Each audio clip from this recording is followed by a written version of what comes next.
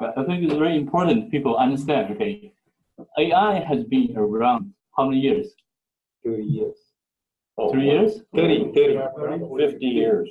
60 years. 60 years. Okay, that's why I did AI, but we called it AI even 20 years ago. We called it expert system.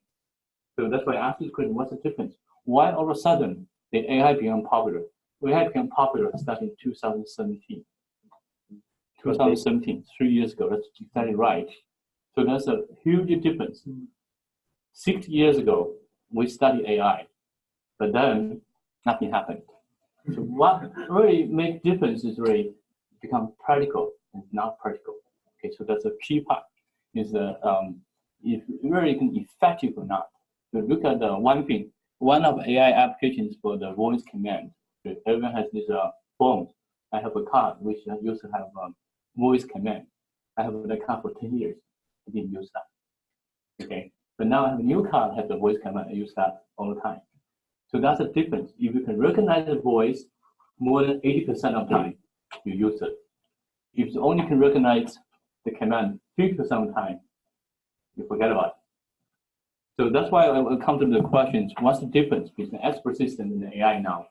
The fundamental difference is there is a machine learning or people learning. So that's the key difference. The first one is effective or not. Second one, when AI was 20 years ago, we call it rule-based. What rule-based means, if you're doing the coding, you probably understand. If, else, then, that's rule-based. So everything has to be learned by people. It's like people summarize it, and that computer do what's supposed to do. It's kind of deterministic. If A condition happens, you do this. Otherwise, B, otherwise C. That's called rule system. So what we do now, with that machine to make decisions, we don't tell machine how to do. What we fit in is the data. And you build data, machine figure out what the outcome would be. It's like a GPS, right? The GPS, you enter source, destinations. The route, you choose by the machine. So that's a huge difference. If you look at lots of people, they say AI, so what, in my understanding, even the machine cannot figure out it for you, it's not AI, it's the old system called expert system. So that's the main thing. Let's start now, okay. That's just some brief introductions about the California Science and Technology University, a very small one. You can see this is where we are. So then all of a sudden we become popular because we teaching AI and data science. So that's the reason we become more popular now. And today we're just talking about why we need AI and data science in this job market, and especially what's the skill set you need. Lots of people ask me the question, and people pretty much answer this question every day. What it's about, why we need that. That's what we're talking about. The second thing is briefly about the prospect of AI technologies. That's all we've been talking about. And for the fundamentals of AI and the machine learning, I try to cover in a very simple language. Okay, hopefully you can understand. If not, you can ask me questions later on. That's just briefly. We can go this very fast. So our training, basically, we start every month. So this is a very special case. We do not start like once a year. We start every month. And then the class go on is a weekend and then weekday evenings. So now this is roughly about the training class. Let's go a little bit fast. We can go back in case you're interested in that. The AI and data science, I think a lot of people have this in their mind. Coding experience. How much coding experience do you need? Almost none. That's interesting. When I start coding, it's very challenging. You will start with the assembly code. That's very challenging. Anyone have touched this assembly code before? Yeah. Okay. So you will have to write to complete the task. You spend a lot of time and effort to do that. Now, if you do the similar task, use a higher level language, you can reduce your work maybe 100 times. So similar case, the machine learning and the AI goes to coding wise. It's not that complicated. Let me show you I will show you the code later on. So the coding becomes very straightforward. And what the code we use? We use Python. Okay, this is only for learning. If you're really going to apply this is AI and technologies, I have one platform actually on my desk. I should bring that over next when they finish. It's just one small platform. You can see the AI, they have all sorts of jobs from the bottom to the top. What's the top? That's what people heard about. AI scientists. Okay, the AI scientists, they do the research. The Googles, they pay $1 million a year. We are not talking for that. We are come here not because you become the scientist. That's 80% will do the applications. That's what we're focusing on. You will really apply the AI technology. We don't have the scientists. Other people say, okay, you need to be a doctorate degree. You need to be a computer science degree. No, that's not the case. When AI has to be the popular ones, actually, that's what my intention is telling you. In the next 10 years, there'll be lots of AI applications. You do not need those very complicated knowledges, and you don't need a lot of math knowledges because you apply them. It's like computers. When computers first show up, who's going to use the computers? It's not just everyone. It has to be professional. It has to be computer major students use computers. What do we use? We use the command lines, right? Even other degrees, majors students, they don't use computers. So the AI is moving into these directions. You can move to everyone's knowledge, okay? But normally, when this something else is just for the study here, you need to have a bachelor degrees. Okay, now, I'm talking about the job trend. So what I would say is, in 10 years, what do you think about Silicon Valley jobs? Let's just go to the next page. Okay, I think I have one page here just to demonstrate what's been changing in Silicon Valley's job employment. So the first wave, what I call the semiconductors. Second wave, personal computers. The third wave, internet.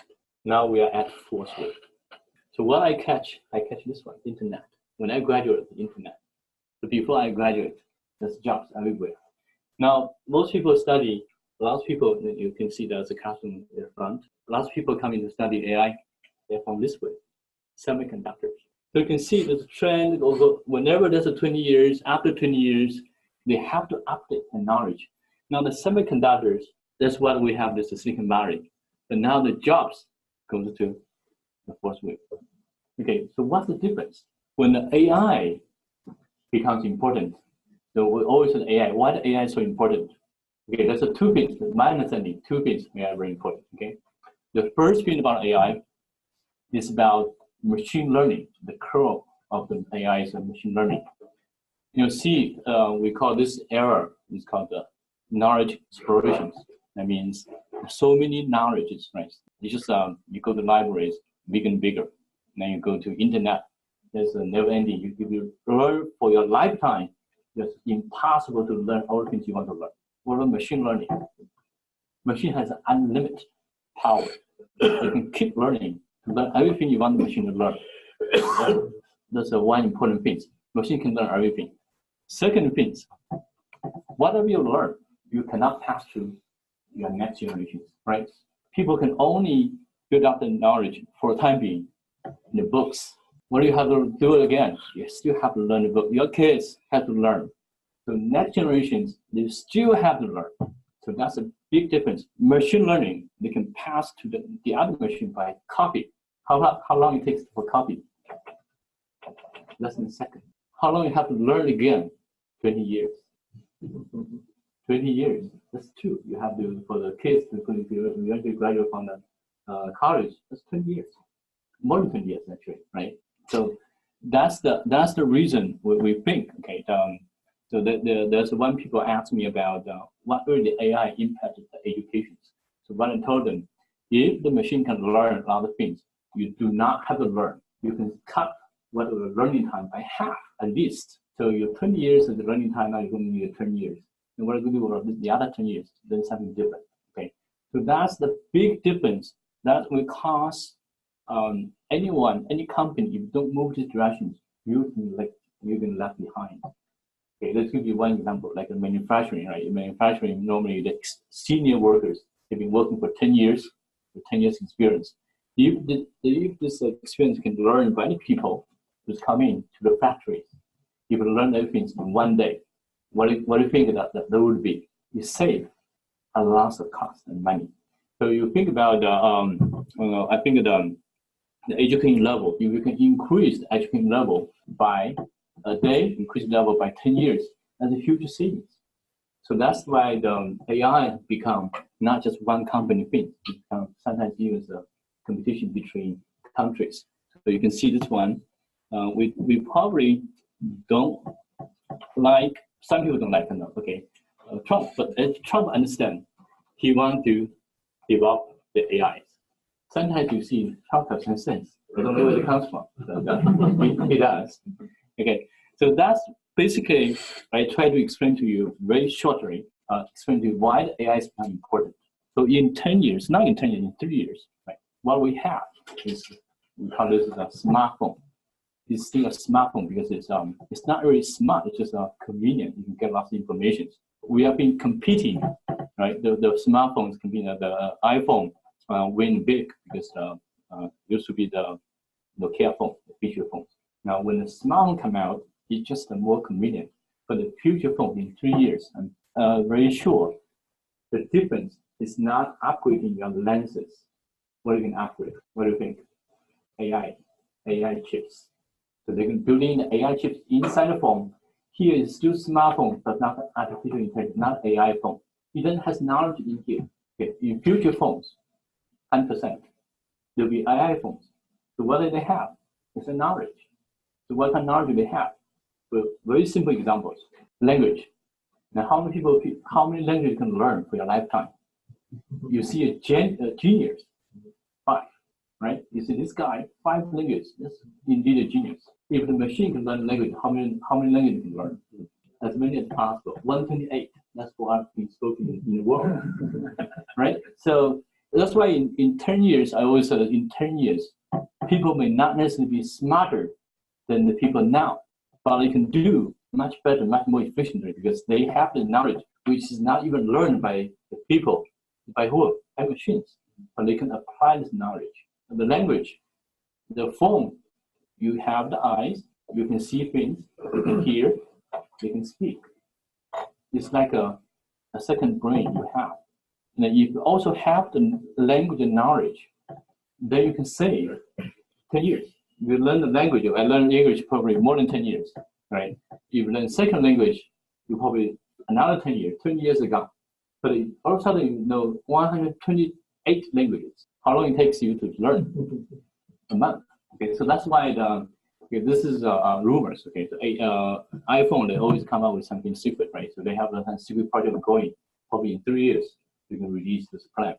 But I guess very likely what is being included in the phone, in future phone, is whoever can do better in AI chips, in AI technology. So we're going to show you very soon why these things are so important, why the machine can learn things instead of people learn. So we're back to the first wave, which was the semiconductor. Yeah. Okay, that's the semiconductor wave. Yeah, we're doing AI chips now. So we've gone the complete cycle. Yeah. That's slight difference. That's the now exactly saying. We're going to show you why there's a difference. Okay, go ahead. Actually, the iPhone has a neurochip already. I will explain to you why that's a difference. Okay, what's exactly the difference? Okay, so we go to that. We will go to that point. Okay, so now what we are really talking about just some brief motivation, incentive, the reasons why. So lots of people ask me questions. I pretty much answer this question daily. Is try to explain to them. So why I have to learn machine learning? The second things, machine learning itself is not just a job. It's like computer skills, right? A lot of times people think, oh, machine learning, I can do the machine learning job. Actually, that's the case. Machine learning and then this AI technology always related with that domain knowledge. Whatever you learn, whatever you use, you still have the domain knowledge. That's why I tell the young generations, you go to the colleges, which major you think is the most popular now? Computer science. What about 10 years ago? Computer science is double E. Okay, computer was popular, but not as popular. Now, if you look at the college applications, UC Berkeley, right? I graduated from UC Berkeley, so I know the numbers. So they have, this year, more than 50% application goes to computer science. They have how many applicants? 70,000. So all of a sudden, people all are changing to computer science. I'm telling you, in future, it's not going to be computer science. It's not going to be computer science. It's like in 10 years ago, it was a double E. Now it's all going to be computer science because a few companies are very successful. Is Facebook, Google, kind of the major. But then, look at the computer science. What do?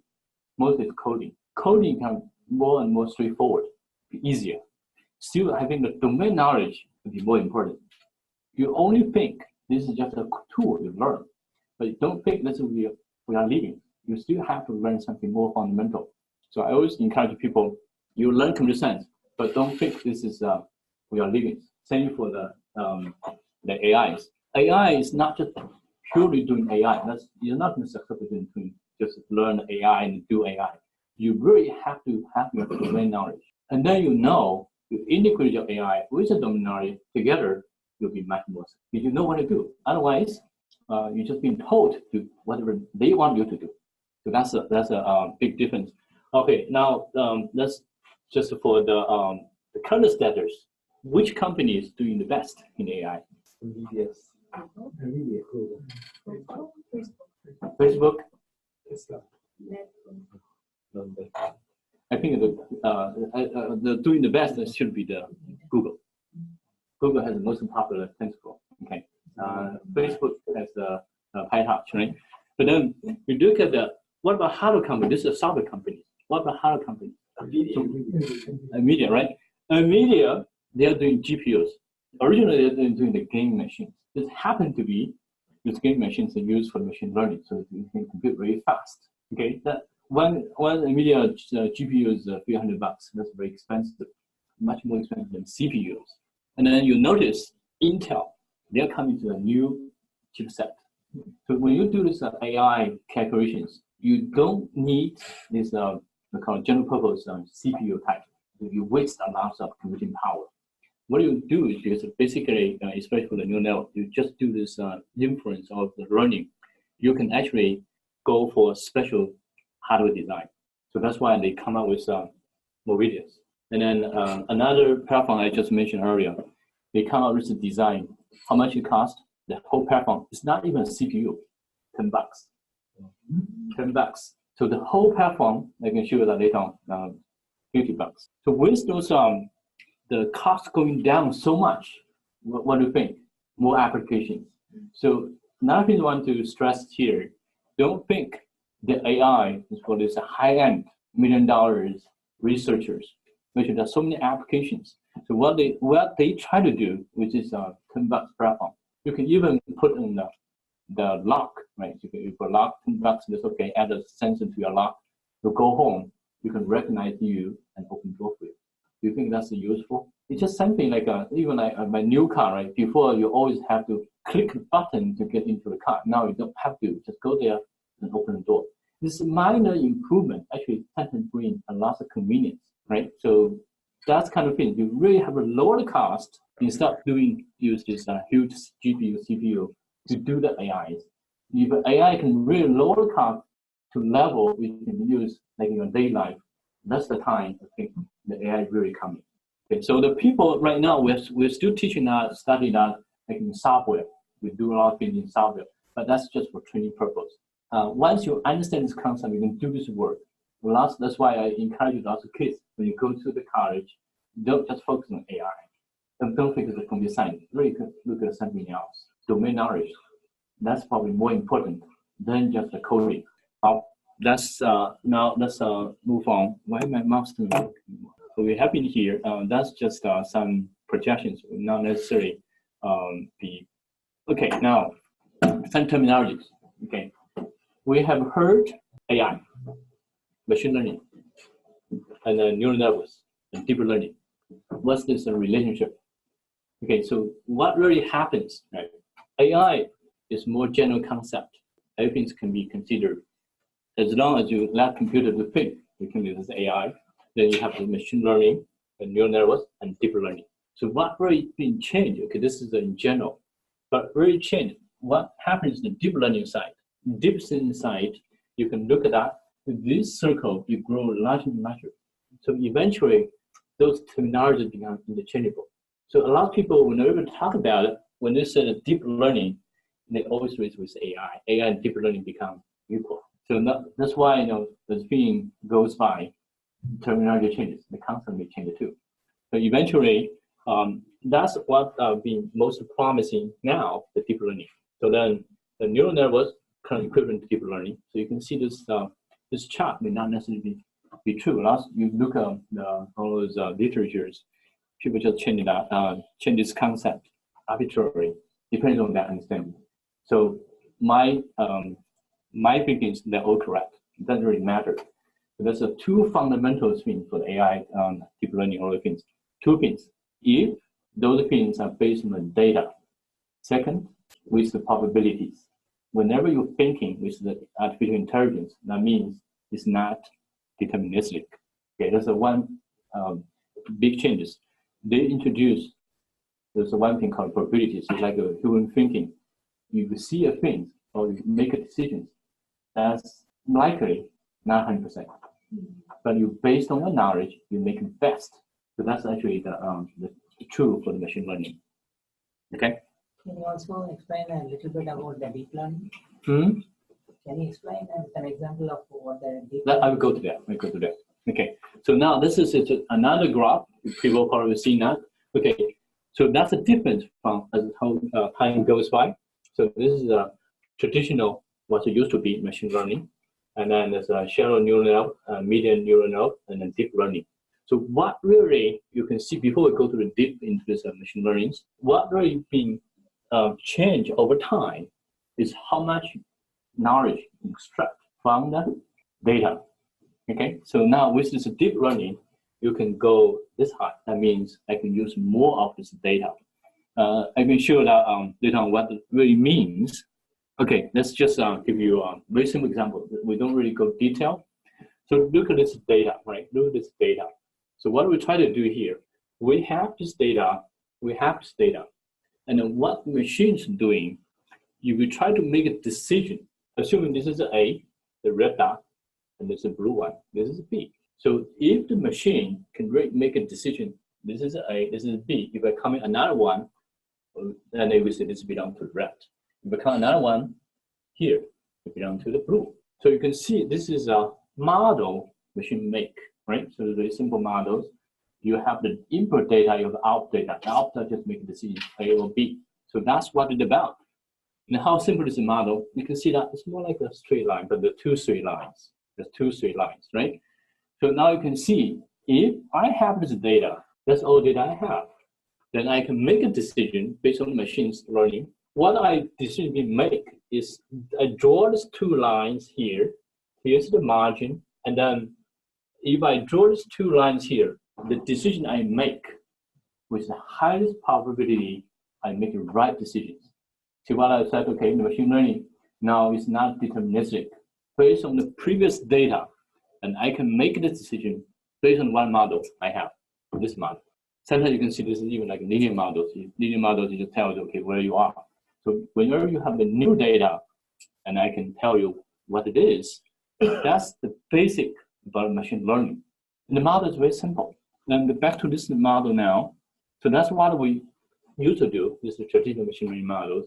We use a very simple model, but we can make some decisions. But this decision is not as good if we go to deep learning models. So now, why this is the deep learning model is better, right? So that's why we introduce to this thing, we call the neurons. Have you heard about neurons in the past? So what is the neuron about? Okay, so let's just try to imitate your brain, right? Why will your brain can memorize things, can do this reasoning? It's not like a storage, right? Our brain is not storage. Okay, one thing people can, invented is this storage. We just can record all things. But what we do here, slightly different. If I try to explain these things clearly, okay, look at this thing, right? This thing tells you one thing. We are using very simple models. It's more like a linear model to try to figure out these things. Linear models is very limited. But then with that time, that's all you have. But you can get the maximum possible, the best decision you can make. you want to make a better decisions, then you have to change it to nonlinear models. Why is the activation function a question mark? Activation function you will interpret. I know what it is. slowly. Why is it a question mark? That's because there's a bunch of activation functions, Oh, but not just this one. So they have a different bunch of models. wide variety. Right, sorry. So just one of them. So what you try to learn one thing, okay? Linear model, simple, easy, straightforward. But you want to do a better job, you have to go to nonlinear. So very simple explanations. So all you do in the past, when we do that matter is expert systems, or what we in the past we call the AIs. What we try to do, we always try to come up with a model. What does a model mean? Have you heard about differential equations? What are the state equations? Those are very deterministic models. If you have these models, what we try to do, we try to figure out the parameters, right? That's all we have to do now. So what we failed in the past is similar reasons. When things get so complicated, there's no way you can come up with models. Can you give me an example of that linear models are not applicable? Okay, let me give you examples. Have you seen this called the motor? Have you seen the motor? When we apply it to the rhymes, okay? So when we design motors, we know exactly what the motor is. That's the models. Okay, we can apply a lot of controls. Why we know that? Because we design that way, okay? But then you can in nature, okay? We just don't know, okay? So when we don't know, what are we going to do? There's no models. So that's why there's a deep learning model. In this case, if you don't know anything, you just have this input and output data. Once you have the data, you can do something. But then you can assume some models, very simple models. You can still apply some models and get some conclusions, right? So unfortunately, it's just not as good as you can do because all the information not been really extract out of it. So that's the data side. When we go to deep learning models, we want to go to nonlinear. It's like the things, the hard drive, the storage, right? You can memorize things. One thing memorized here is not just a straightforward 0 and 1s. What we memorize is your knowledge. The knowledge is more complicated. So you cannot just use a very simple model to apply for it. And what about this one? This is called neurons. Neurons have similar to your brain. Okay, how your brain memorize things. You memorize things, your brain do two things. First is learning. Learning side, you see all the things, feeding all the data. You memorize it. And second time, you see similar things. You can do the inference. You can tell what it is. You see a dog, probably you don't know this dog the first time, but you see the dog so many times.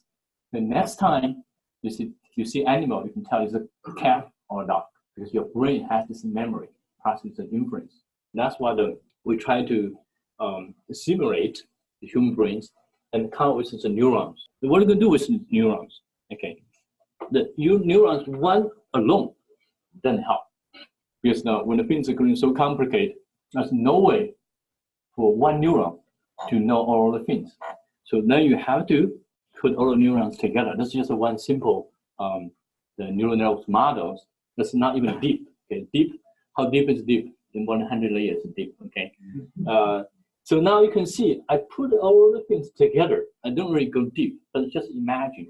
Now you have those the things together, right? So you have this input data. This is the output data. You keep feeding this data. What happens? What is the errors? This is the calculations we have here. We call the weight. Okay, you do these calculations. So basically, you can imagine this way. In the machine learning models, like a very simple models, you have maybe you have a y equals a0 plus a1 x plus a2 x2. You kind of linear models. That's too simple. Now we get to this point. What do we try to do? We try to have this model. This is input data. This is output data. We have the input data and output data. Now, if you want to match this input and output, those are in between is this neurons. So what you can do? You have to figure out the weight. Then what's the weight? You can match this input and output. If you have build out those weights, what does that mean? You use this model, you understand this input and output, all this knowledge will be learned by this model. In other words, what do you think? They have the knowledge already. Once you have the knowledge, what are you going to do? You have the new fit in here, new data coming here. The output will tell you what it is. So can I say an example like input is a set of data, output is say an image of a cat. So that is the output. Now you are trying to find out what is the weights that really maps to the output from the input. Yeah. Okay. How much you can match to? Normally we can depends. You can match to 90%. For example, the medical image, you have this X-ray image, right? You want to see if there's a cancer. Then do you know there's a cancer or not? So you have to figure out, you have the machine know if there's a cancer or not. So in the past, what you can do is have to rely on people's knowledge. If they have seen thousands of the image, they can probably tell, okay, that's likely it's a cancer. But you can see millions of the image. That's the difference. So people can probably tell up to 80% of the probability. Machine can go all the way to 99% because machines see much more than you people can see. See the point? Okay, now let's back to here.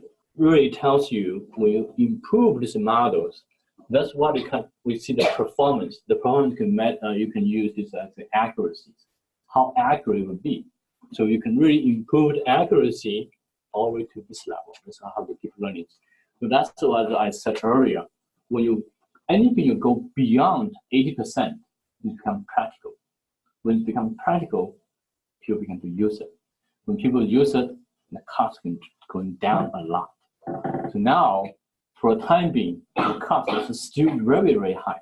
Okay, if we do this, even like in our classrooms, what we do, we use the cloud machines provided by Google. So that's a lot of very expensive use of GPUs.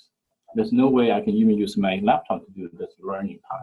So when we have those things, the cost going down a lot, then you can imagine lots of applications, right?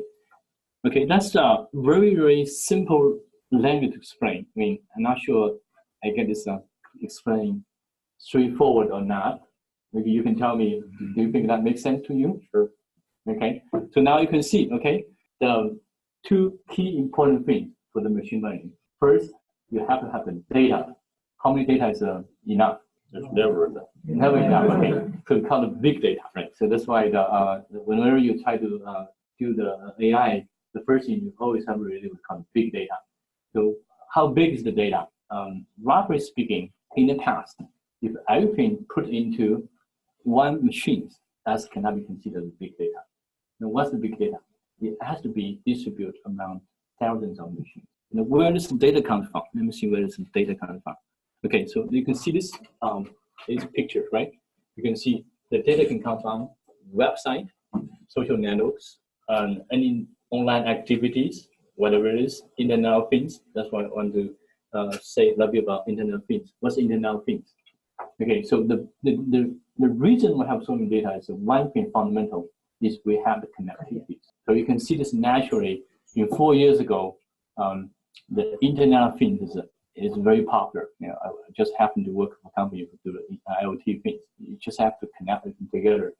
The second thing is you heard about the popular things called big data. Once you have collected so many data, Internet of Things just give you a lot of data, and the big data will be able to store it. Then next thing you heard about is AI. So then if you have so many data, there's no way you can process it. Then you have to count on the machine to do all of the analysis for you. So naturally you can see we are moving migration from internet to IoT to big data to AI. That's why we have seen this AI all of a sudden in 3 years ago become so popular. And then there's one fundamental reason is the data is being sufficient enough, you'll be able to get the result you want. And the second thing is the computing power. So when you do this iterations, right? So we have this model, especially go to deep learning model, you go to more than 100 layers.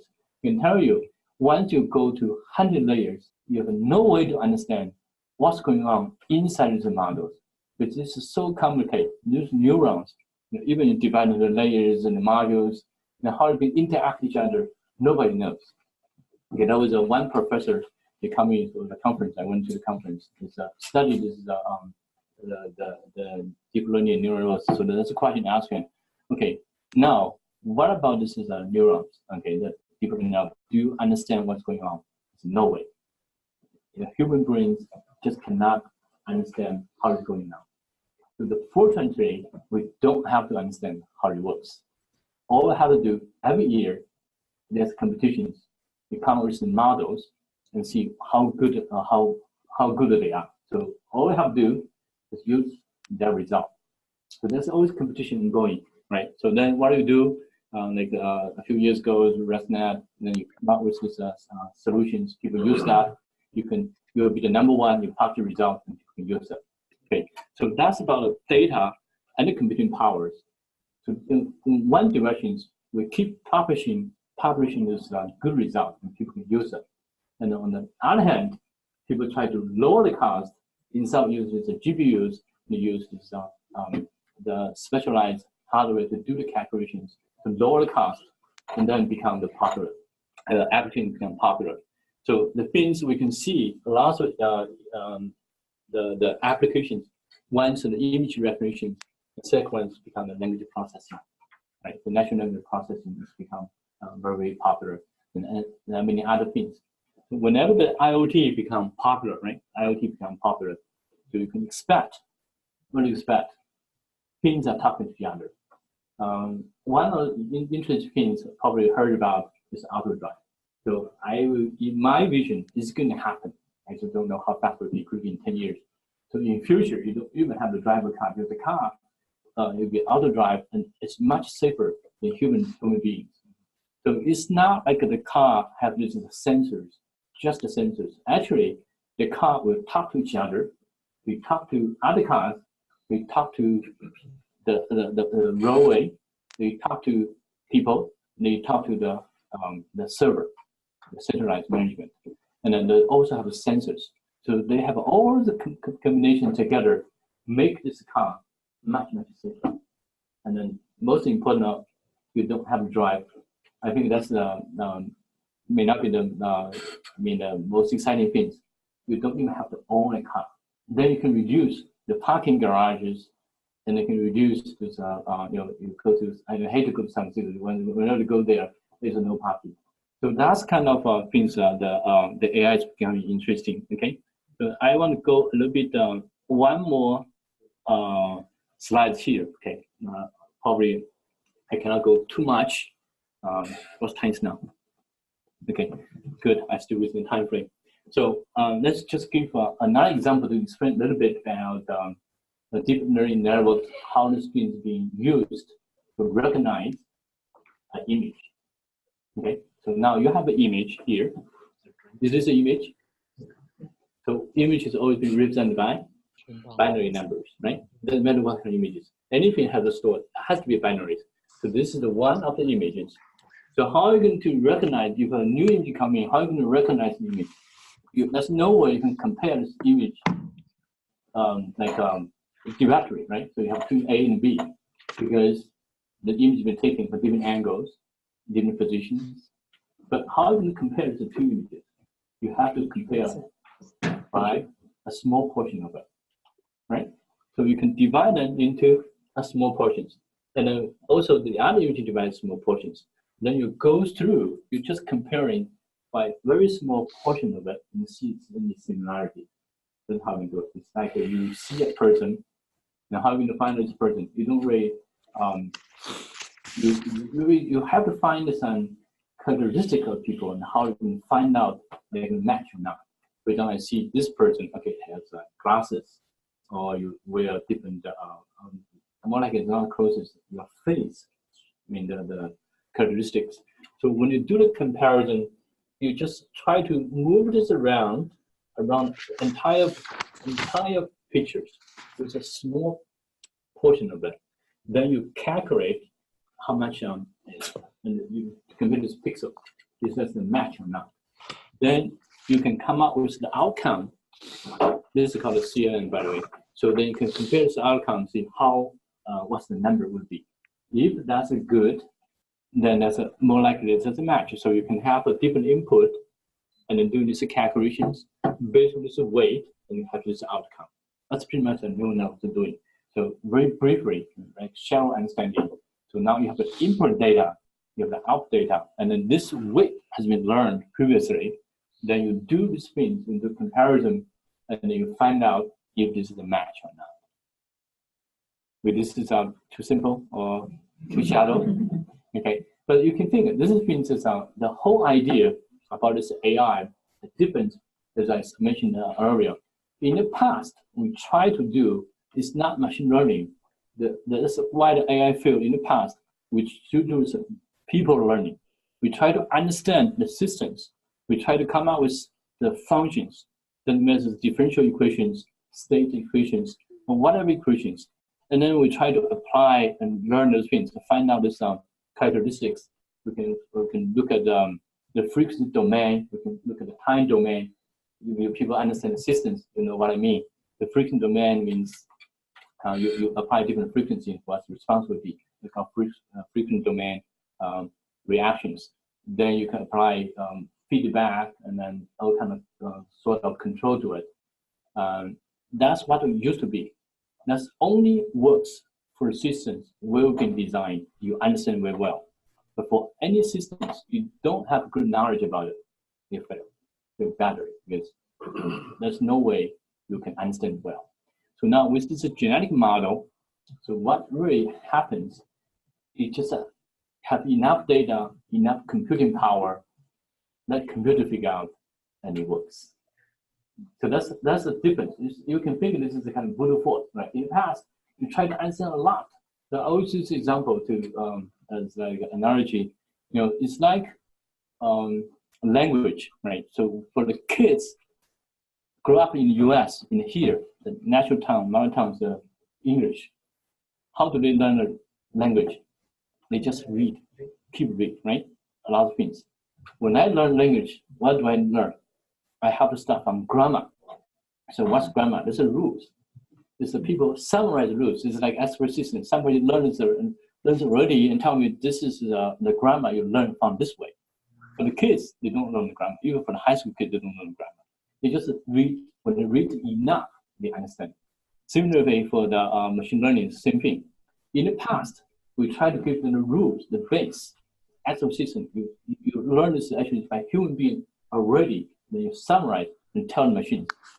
That's why they fail, because there's no way you can learn this way and then teach the machines. There's so many things people can even understand well. But now, with this AI doing, I don't care. I don't even know what's internal, how it works. Okay, so all I have to do, I have enough data, enough sufficient computing power. I can figure out this model, and it works, and it actually works pretty well. Okay, now how about this coding, right? So that's why very beginning I started this question, right? How much coding you need? It's okay. So pretty much this is not computer science. This is definitely not computer science. We use this Python platform. So the language here, what we're seeing, it's very simple. As I said previously, this is the example for the previous case. This is the convolution network. So you always have to just add this line. It's good enough. So this is not really coding. All we have to do is memorize the syntax and memorize where the file is and get these things there. So that's why I said the computer science will not be that useful. Now the coding is straightforward. In other words, very likely, any people who have some knowledge, you can write the code and copy paste it here. All you have to adjust some parameters. You don't need algorithm here. Everything happens behind the scenes. That's those people can take care already use these libraries. So now, boom, all of a sudden, we know the AI becomes simple. This is still, you have to write the alignment code. When everything becomes hardware, it's even simpler because you don't even have to write the code. Do you have to understand this math? You're probably not. Sure. You don't need to know what's going on. You don't understand as long as you get gradient. Yeah, that's what you understand what's going on, but you don't have to worry about those things. You just use carrots. Yeah. The grade is descending the gradients, right? Something is very straightforward. You understand you have to going down the hill. Okay, it's like computers. How many people understand how the operating system works? When I learned computer science, I think the first course you have learned is operating system. It's a very tough course. I have to stay overnight to do the project. But how many people using computer have to understand computer operating system? Do you have to understand CPU hardware? Probably not. So that's the case. I said, okay, when AI become popular, it's more in application side. And the application side was important. The domain knowledge. Okay, now all of a sudden I said, okay, I come here just to tell you, oh, AI is not so complicated. And then you have to learn your domain knowledge and integrate with the AI, and you can do a lot of things. That's basically the message I'm going to tell you. That's pretty much for the experience side, for the AI machine learning or campaign. I hope in the 30 minutes, I give you a good amount of knowledge. So the job market, the people come here, people already heard about the jobs, right? So what kind of jobs doing? So that's what I did in the research on my side. And you look at the Indeed. What can people can do? They call it data engineering, data analyst, natural language processing, image processing, pattern recognitions, testing, auto drive, even project managing. Why is project managing related with AI? Because they have to manage your AI project. So I have seen one tech writer. So I said, why do you care about AI? Is that I have to write the tech documents. Okay, so everything is related with the AI. Okay, now this is the job titles. You should show an example of the Keras. Oh, the Keras, okay. Because it really brings home how little programming you have to do. Yeah. Because you are far ahead of most people. The Keras is because they just build up everything already. It's a framework. It's a framework. It's like even use a TensorFlow is already high level already, but Keras is even more advanced. Okay, so that's just a little bit deep. I probably can mention one company, Google. So I said that Apple is making a secret plan for their phones. What about Google? Do you think of Google, what are you going to do with Google with the AI? What do you think? Kubernetes actual clustering, they're using AI with Alexa to just talk. The talk, right. Alexa is a good example. I always use the example. The first company doing the search is Yahoo. So what Yahoo do, since the zero knowledge AI, you just keep whatever you have, to put like a buffet, everything on the screen. When Google comes, why Google wins? Google will show up as empty in the screen. The first page is empty, nothing, just an entry field. So Google says, tell me what you want, they give you what you want, right? So that's science intelligence, not what Google is moving to. Don't tell me what you want, I tell you what you want. See, that's the thing going, right? People don't like, it's not really lazy. Yahoo has these ideas, right? So Yahoo saved a lot of people's searching all over the internet, find what you want.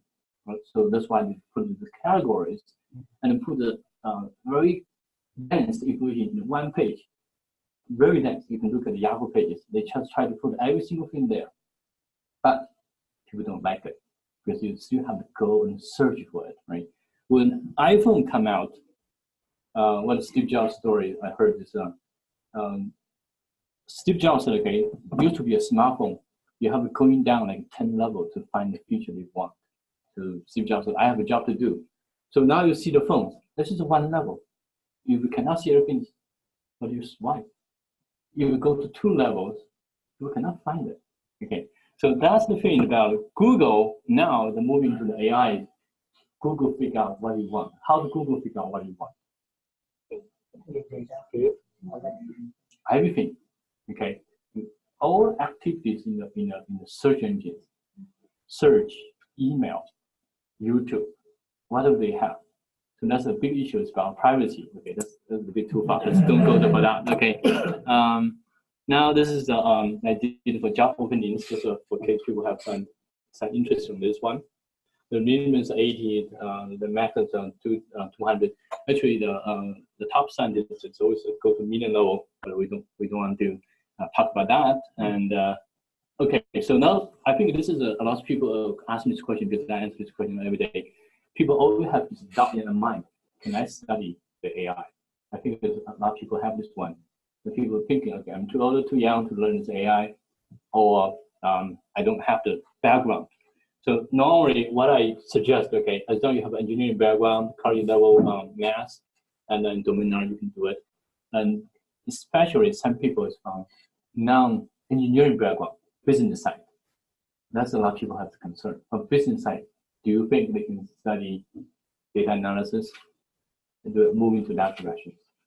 It's called business analytics. Everything has to be supported by data. So that's business analytics. Okay, so now that's what we understanding. What do you need to get started? Even I said, okay, the job ranges from low level to high. There's a wide range of the things, right? But in general, you really want to get started. What is a good understanding? We use Python a lot in the AI. So Python is one thing. Machine learning is still the basics. Okay, you have to understand why this is the input data and output data, what's in between. This is machine models. That's machine learning. And then we go to deep learning. When you go to deep learning, you use neurons. Now you can model the things, but in different layers. And the machine can do much better than simple, like a straight line models. Let's go to deep learning. And then you probably have to understand the big data. Then, as I said, when data becomes big, there is not single machines. Normally, it's thousands of machines. But even with a single machine, you can do a lot of things. But in general, the more data is better. So when you have a big data, the difference with this previous database, the data is always managed by database. There's a key difference is we call it structured data and non-structured data, right? And unstructured data means you can have the web log, all kind of things. And then in the database means you are very clear that there's a well structured. You have the columns, you have the rows, your name, your age, whatever it is. It's been well organized. But in this big data storage, a lot of time you do not need well structured data. Give you one simple example, right? Google, they have this data. They announce a lot of things. For example, you say in California, or just in Bay Area, what's the most searched word, right? So they publish this data, actually is useful, but then you do not need a well-structured database to give this answer. And then the big data, what they use, they used to be using Java. So Java can get all the information out of it, extract the data. But now, once you move from big data, they use the syntax of the SQL. Anybody understand SQL? Okay, so you like SQL, right? So SQL is very simple. But then the big data, they use the SQL syntax to extract information. What's the most frequent word? Whenever there's a state union, what's the important items, they don't really use the machine. They don't know what's the most important, but they can find the most frequent used word in there. And that's the most important. For example, immigration. Mention immigration 100 times. That means this president most important agenda is immigration. So that's kind of things that you can get from the big data. And then we can use from Hadoop to Hive, MapReduce, Hive, Spark, those kind of things to big data. So that's kind of things people probably want to learn a little bit. So you can handle, even for this, the Apache package, you can do machine learning and deep learning too. And the business analytics. So that's a different applications. So a lot of time, people are thinking, what are you going to do with this data, right? So last time, I think the most question I've heard is, I have this data, I have this thing I want to do AI. What exactly I can use this thing for my work, right? So that's why the business analytics is very straightforward. From the very beginning, I think this is actually easy work to do. And I heard about the finance, people are moving to finance too. And I asked this guy, actually is from the bank, and I asked him, are you going to use business analytics? He said, yes. But I asked second question, are you going to use a deep learning? The answer is no. Why is no? Because whenever the stock go up and down, they have to write a story. But when they use the deep learning, they just don't understand why it goes up and down. You have to come up with a story. So machine learning, business analytics, they have a story. You can tell us why it's up. You can tell what's the contributor factor. And that's why we still go for machine learning, right? So it's interesting. The deep learning probably that sounds fun, but you use this deep learning to do the trading already. But then that's just purely based on data, and nothing to do with the stories. But unfortunately, for those financial analysts, they always have to come up with a story. So that's why we're asking you, do you use this one? No, because I cannot write a paper. This is my work. Well, I think we can reduce this means. Okay, this is drop channel. I mean, probably kind of straightforward. Okay, I want to talk about a little bit about the startups, right? So when we talk about jobs, why the job comes to the Silicon Valley? VCs, primary VCs. So I looked at the previous data. The investment, half of the investment in recent years goes to AI related, and 75% of them come to Silicon Valley. That's why all of a sudden we have so many job openings. Right? What do? They do all sorts of things. Right? So there's a startup in Silicon Valley. It's really the driving force for the jobs. So we have this money comes in, that's where jobs come. Did you say you did a study of Indeed? Oh, Indeed is for the job search. This is not from job. Yeah, I know. This is from the. Did you write a report on that which showed where the jobs are? Yeah. I still get the. I probably have subscribed to Indeed. So what they do, just send this job opening every day to me, so I can scan it through that. But you do a search, just a data scientist, data science, not that science, data science jobs. Probably you can get like 3,000 of them. That's so many jobs. But then again, there's not just a single job. It's purely data analyst. So a lot of people who is a graduate from staff come here. Why couldn't find a job? People don't hire them because they don't have domain knowledge. That's why we encourage people, don't just learn a tool, you also have to learn domain knowledge. Sure. So for the kids, when they go to college, so do you think it's better to major in other like science or anything else, and plus AI, right? So AI. Yeah, don't do AI alone. Yeah, because that is hard to gain to set up a foundation for the domain knowledge. Exactly right. Okay. So that's why I always think, okay, I think there's a successful company, big company in Silicon Valley that's misled in recent years about people want to learn. You're just learning like the computer science, coding. It's just like a tool. You're very good at the tool. And what use for the tool? You still have this applications. It's more important. Once there's a big company is there, right? There's one kid who graduated for 1 year, couldn't find a job. Because it's all aimed to big company, Facebook, Google. If you're not that's good, you're competing with other kids. They cannot get a job. Waiting for 1 year, still cannot get a job. So eventually become the AI part. Study for a few months, then work like right after. So the domain knowledge is actually quite useful. Okay, I think we don't need to watch the videos, and that's just related the training part. Okay, that's just our information. So that's just aside from AI. What else do you think in Silicon Valley is popular now? Edge computing. IoT, 5G. IoT, okay. So I think the in the past, okay, we have seen that from IoT to big data to AI, right? So last year, 2 years ago, blockchain. You heard about blockchain? So why the blockchain is so popular? Digital coin. So when digital coin crashes from $20,000 to now it's $5,000, a few days ago it's $3,000. So all of a sudden, it's not so popular. The blockchain is actually still very useful technology. They just haven't seen that a lot of job openings. So we have this courses, and then I keep monitoring this job site. Well, it's a real job for blockchain. It seems like not that many. And then there's called VR, virtual AR, augmented reality, virtual reality. This I think is very useful, but still, I think it's in the early stage. So there's one people talking to me is they want to use AR, VR for education. So what is useful? So you don't have the real people standing here to teach. They have virtual people to teach. Okay. And then I told them that's probably not the real use of the VR. The real people are still better than the virtual people. I think the AI can impact education more. Okay, this VR still have a good niche in that place. I've seen a lot of people work in this area. I think it's more like for the sometimes for entertainment, for game, for all kind of stuff. What else I think is important?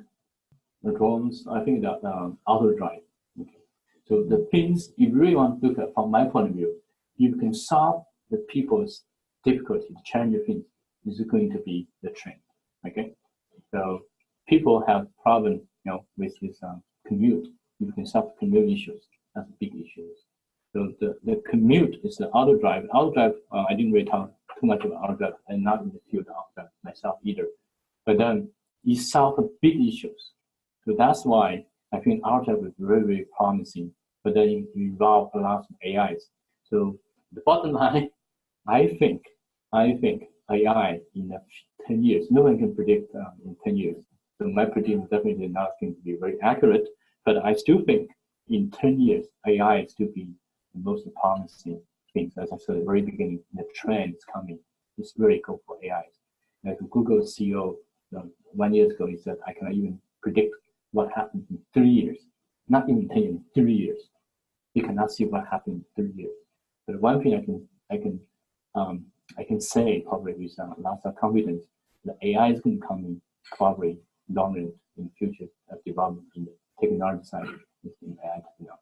I definitely think with all the automation we have for the CDI pipeline, Mm-hmm. the last study that we're not really products or applications in use. So maybe AI can solve the problem.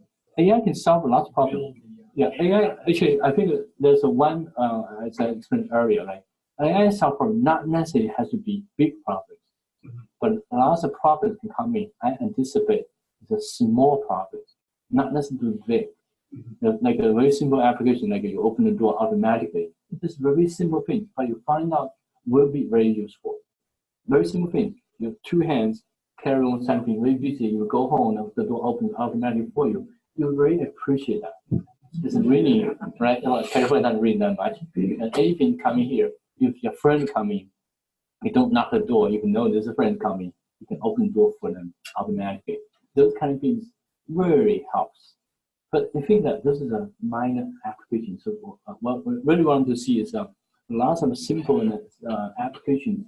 Actually, you may not know if that's everybody daily use. That could be much more powerful and then influential, right? So as I said, the car, right?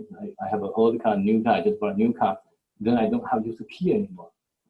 In the past, you have to lock the car, use the key, you have to turn on the engine, use the key. Now all we have to do is just put the key in the pocket. You don't even have to get the key out of it. Then I can use it. And I hate every time I have to reach the key. Sometimes I just cannot reach that. Where's my key, right? So that's kind of thing, minor small things. The applications, AI applications, actually helps a lot. You really want to interest in AI, sometimes you focus on small things. Okay, so there are some people handle big things, but then the small application, actually, in my point of view, is what really brings people's ear. And again, now back to the ad. Okay, so I didn't talk everything clearly today, so I leave the room for people who are interested to come to study. So again, this is the California Science and Technology University. This is where we are. So we have hired those people working in industry to teach here. So our school's mission is different from other schools. The conventional schools, they are probably more interested in research type of things, academic. Our mission statement is very clear: job market. Okay, and that's a one difference. The second difference, all other schools, they have a tenure systems, and we don't. So that's the difference, the big difference. When tenures, they take care of the professors very well. Without a tenure, we take care of the students better. That's all. So well, last year's curriculum and this year's curriculum is slightly different because we change the curriculum very fast. The reason we can do that because our teaching faculties is very, very dynamic. It's always been updated to the cutting edge technology in the industry, so they can always come and teach. That's how we can maintain a competitive edge. Second thing is our cost is much lower. Okay, if we go to any schools, you see there's high buildings, big, beautiful campus. That's the cost. We do not have to sell overhead. So our cost is roughly 1/3 of this school's cost. Our goal is very clear, man. You come here not for ego anymore. We don't have the that's why I don't do undergraduate. Okay, undergraduate, that's your milestone for your lifetime. You want to go to the very prestigious schools. That's one of the achievements. When you come to our school, your achievement is you find a job in the end. Okay, so that's our goal. So for the time being, we can say more than 90% of graduates just graduate after they graduate, they find a job within the study period of time. Okay. Second thing, so the tuitions are low. This is not the best. Okay. Another thing are pretty good is we are sponsored by the government. So for the people who are out of a job, you come here to study if you don't have to pay tuitions. So you are fresh graduate from schools, you don't pay tuitions. Your parents pay for it. And then if you are working, your employer pays for it. So that's good. I think the majority of people come here, they don't have to pay out of their own pocket. Okay? And the main requirement for study here is very important. Our goal is jobs. I have seen one case, just one case. He just comes here study, after study he said, I retired. So that's what we don't like. If you really want to retire, don't come here study. Okay. You come here to study, you need to have a job or you try to find a job later. Okay. So that's why we keep our good record. It's not our school's reputation. So far, I think the reason people like our school is our high job placement rate. So we use this high job placement rate, people come here to study, and then they can find a job with this connection to the people, and then they find a job. So that's the main advantage for our school. With small classrooms, normally our classrooms are 20 students. There's one classroom going in the front. Okay, so for people really want to upgrade your career, find a job, or learn something new, just job-oriented or knowledge-oriented, they are very welcome to come to school. Okay, so that's pretty much. I think that's what I try to say today. That's the time I arranged. Now, exciting time, Q&As. Any people have questions? So the jobs that you're focused on, is that for first 4-year graduates, or is that for advanced graduates? There's a postgraduate. We call it a postgraduate. Postgraduate. It's always like after you graduate from college. So this school focuses on the graduate year. It's a graduate study, but last time actually it's employee. So more than half of people, it's not fresh graduates. They are either employed or they are looking for jobs. Yeah. So lots of senior people. I like the senior people. Thank you. Okay, I will stay here, and then questions are welcome.